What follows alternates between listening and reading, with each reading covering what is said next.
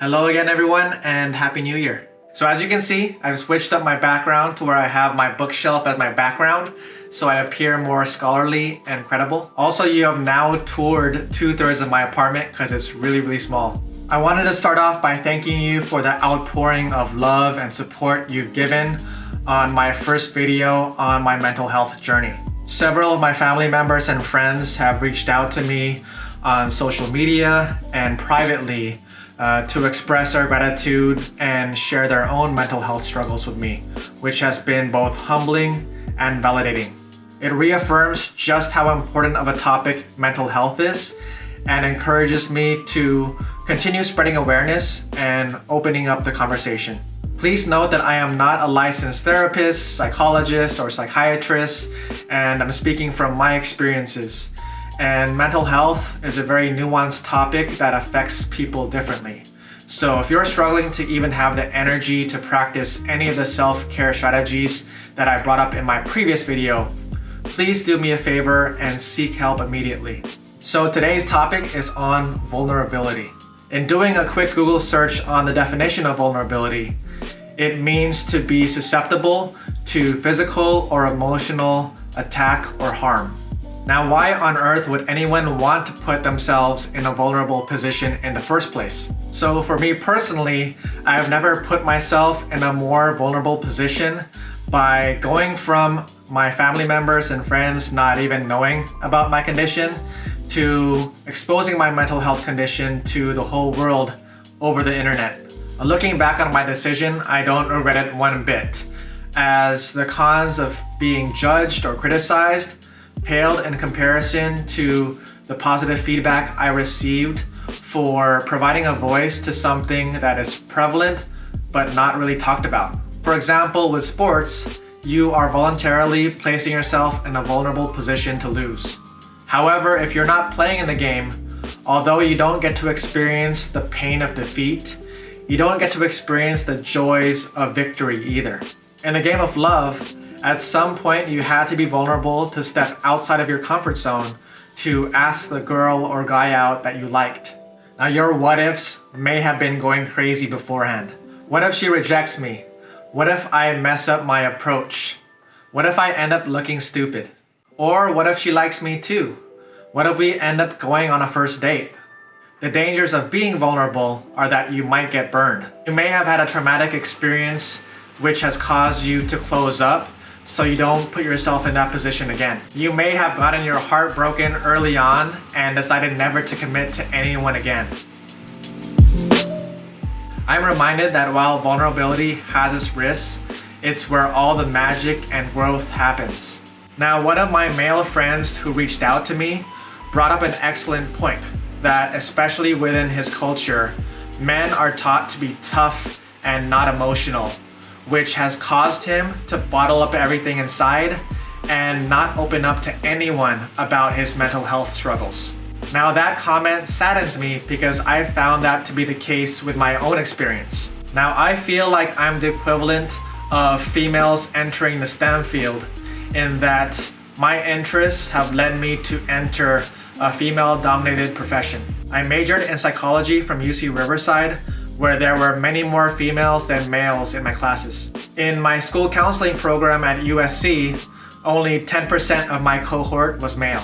Not surprisingly, I am the only male counselor at my high school. So maybe I just forgot about the rule that men are not supposed to open up and be vulnerable, as it's seen as a sign of weakness. The last thing you want to do as a man is to show that you're weak or soft, as you'll get called out for it right away. This brings me to the topic of toxic masculinity as it relates to emotional vulnerability. According to my other quick Google search, toxic masculinity is a set of attitudes and ways of behaving stereotypically associated with or expected of men, regarded as having a negative impact on men and on society as a whole. I believe that the expectation for men not to show any signs of weakness is an example of toxic masculinity, where the word vulnerable equals weak. In going to an all-boys private school for 4 years, I've heard all the remarks making fun of guys for being weak, most of which have been derogatory towards women and the LGBTQIA community. Phrases such as, "Don't be a bitch," "You are such a pussy," "You're a fag," that is so gay. I myself have been guilty of using those terms before growing up, not knowing just how harmful or disrespectful they were. As men, we're expected to man up and be strong and tough. Build a wall around your emotions and stay in there no matter what. It brings up the phrase, "Real men don't cry." Real men just don't talk about their feelings. And I could not disagree more. The scary part about that mentality is that it discourages and makes it almost impossible for men to ask for help. It causes us men to suffer silently, and it can lead to dangerous consequences. According to the American Foundation for Suicide Prevention, the rate of suicide is highest in middle-aged white men. In 2018, men died by suicide 3.56 times more often than women. White males accounted for 69.67% of suicide deaths in 2018. So fellas, let me ask you this. Have you ever tried searching Google for the answer to a question? If you have, does that make you soft for asking for help from a search engine? If that's the case, then there are millions of soft men out there in the world. That's not being soft. That's being smart and knowing that you do not have all the answers, nor are you expected to have all the answers. And that's the same for mental health. The hard part about mental health is that it's invisible. If you have a broken leg, the obvious answer is to go to the emergency room. If you have a mental illness, since you can't physically see it, it can be open up to interpretation whether or not there is something wrong. So you're just told to get over it. In my opinion, being vulnerable is not a sign of weakness. It's a sign of strength. You do not need to choose between one or the other, as you can be strong and vulnerable at the same time. It's so much easier to hide and pretend that nothing's wrong, as opposed to having the courage to open up. Real men keep it real. The strongest men I know have been kind, compassionate, caring, reliable, and genuine. The first step to change a problem is to recognize that there is a problem in the first place. So we need to change the narrative around vulnerability. Your relationship to vulnerability not only affects you, but it affects everyone around you. It affects your family members, your friends, and even your children who look up to you as role models.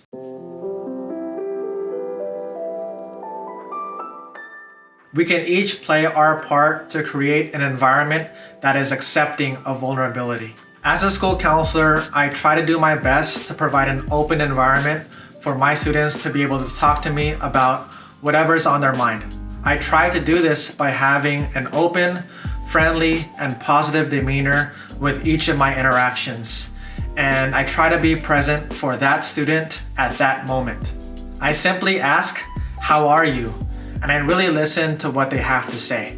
I know there may come a point where any one of them may have something serious to share that they don't feel comfortable sharing with their family members or friends. So I strive to be that resource that they can turn to. I'm fortunate to have a select number of family and friends that I can reach out to whenever I need it. So I encourage you from time to time to reach out to your loved ones, to ask them how they're doing, and really be present to what they have to say. Whether you realize it or not, this also helps with teens, even though you already know what the response will be, as 10 times out of 10, they'll give you a one-word response such as fine or okay.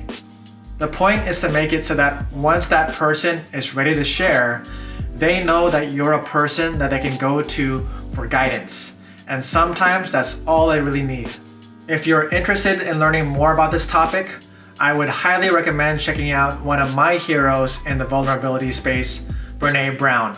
She has an awesome TED Talk on the power of vulnerability. So that's all from me for today. I hope this gives you some food for thought. If you're enjoying and find value with this content, feel free to like and subscribe to my YouTube channel, Instagram, or both. Peace.